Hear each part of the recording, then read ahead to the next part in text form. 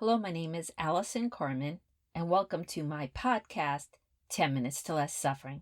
And the name of today's podcast is It Okay to Feel Sorry for Ourselves? And this came up for me the other day. My divorce has just gone through, and I was feeling very contemplative and reflective, and like something monumental had just happened. And I assumed that my ex-husband was feeling the same, that we had this huge life together, and this was really our final separation. And a week later, I found out he was getting engaged. And I kind of felt foolish in a way, that I'm here thinking that this is such a deep moment when he was probably pouring champagne and celebrating the fact that he could move on and get engaged. And it kind of set me back. And I couldn't believe, after everything that I did for myself over the past 4 years, there I was once again feeling like I fell apart a bit, feeling like maybe I didn't have what it took to move forward, and I just felt sorry for myself. And I hadn't felt that way in a really long time. And as I laid there in bed, I just loved myself and allowed myself to feel that way. I've learned over the last 4 years that when you're grieving something and when you're losing something and things are changing, you can't always predict how you're going to feel. You can't predict the grief, you can't predict the sadness, because it just comes in waves. And if you fight it, then all your energy is going towards a battle instead of allowing it to flow through your heart and process it. And I get it. All I wanted to say in that moment was, I'm strong, I'm resilient.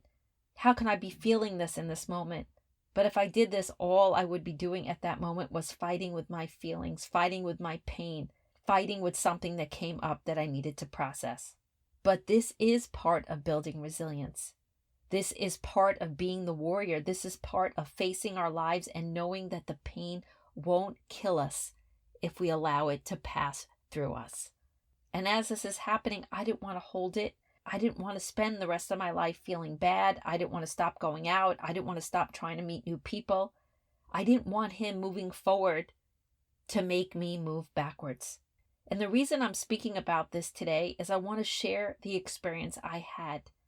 So when something happens to you, something knocks you off your feet, when you hear about an ex that's moved on, or something disappoints you about a friend or a job, or you work really hard for something and it doesn't work out, it's okay in that moment to feel sorry for ourselves.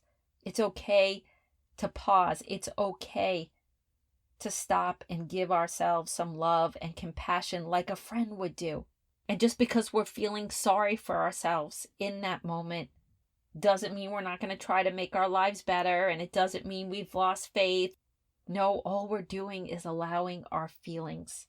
Often we are so judgmental about ourselves, more judgmental towards ourselves than we are with anyone else. Because the truth is, if we don't allow ourselves to feel our feelings, they stay inside of us, and then they could harm us. And after a few days of feeling these feelings on and off, I realized it was time. It was time for me to try to shift, to allow myself to have another experience. And like always, I pulled upon the words of Lady Macbeth, "What's done cannot be undone." And at that moment, I visualized that wall that I so often talk about.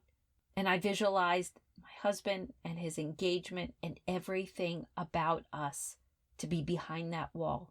To remind myself it was out of my control. To remind myself that that experience with my husband is out of my reach. And the choices that he makes are not part of my life.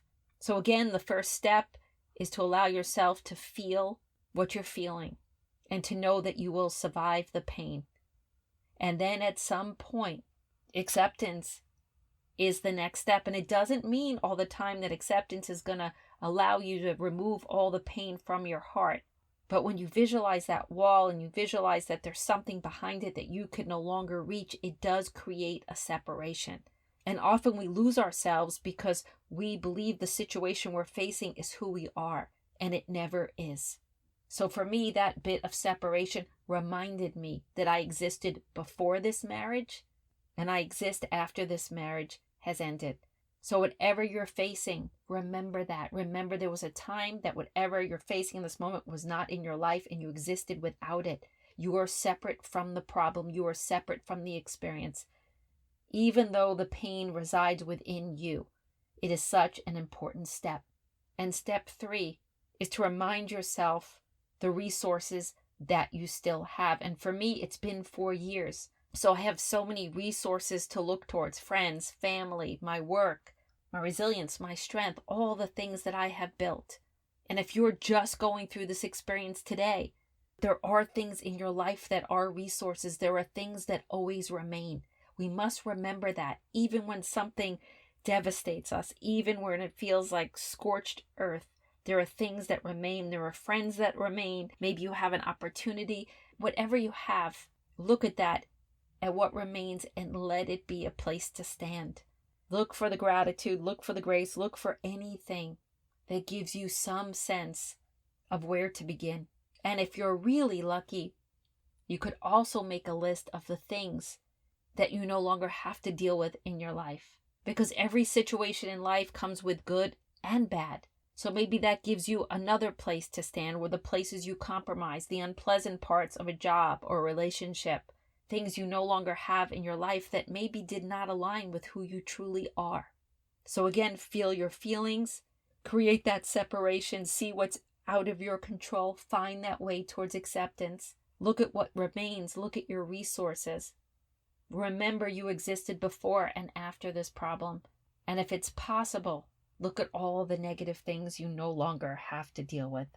And now if this is a new situation, it could take a while to integrate all these things. It could take months. But for me, because I had just relapsed for a few days, I had already processed so much of this pain. I was able to really move through it. But again, for you, it could take 4 months or 5 months or 6 months, but stay with it. Because with every ending, there's a beginning. And with everything that's lost, there's a space for something to be gained if we're willing to let it flow through us. If we're willing to let things begin again, even again when there is pain. If we're willing to look at the unknown and know that it's an open space of hope and possibility. Because everything we don't know is filled with things that we might love again one day. We just need to be patient on our healing path. We need to be patient to let things start again. We need to be patient to plant the seeds and let it grow. I would never have chosen the end of my marriage, but it ended. But what I did choose is a new life. What I did choose is processing the pain. What I did choose is a new path of love and value and dignity and grace for myself.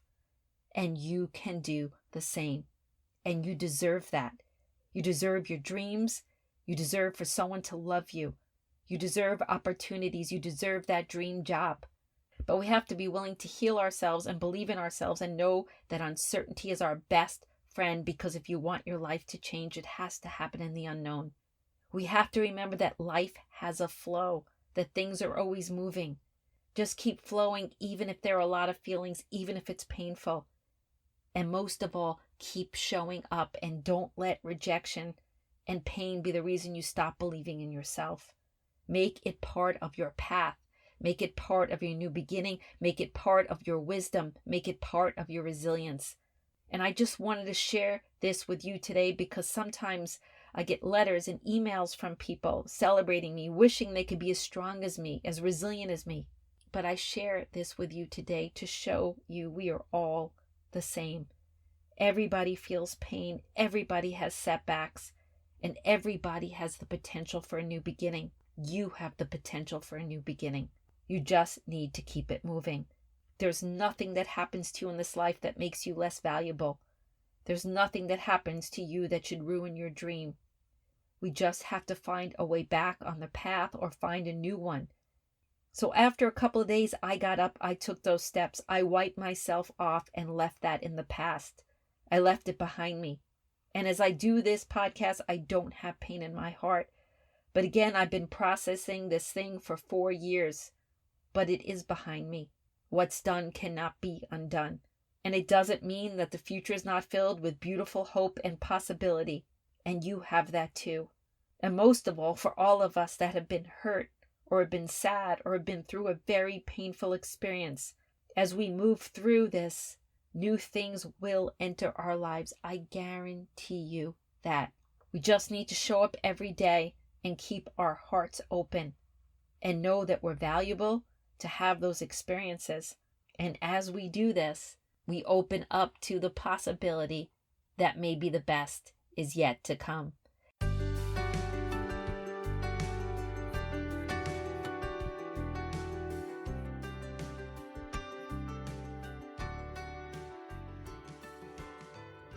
Thank you for listening to this podcast today. If you'd like to get in touch with me, you could email me at Allison@AllisonCarmen.com. If you'd like to buy my books, The Gift of Maybe or Year Without Men, they're available at all major bookstores and online retailers. And if you like this podcast, you could subscribe and leave a comment.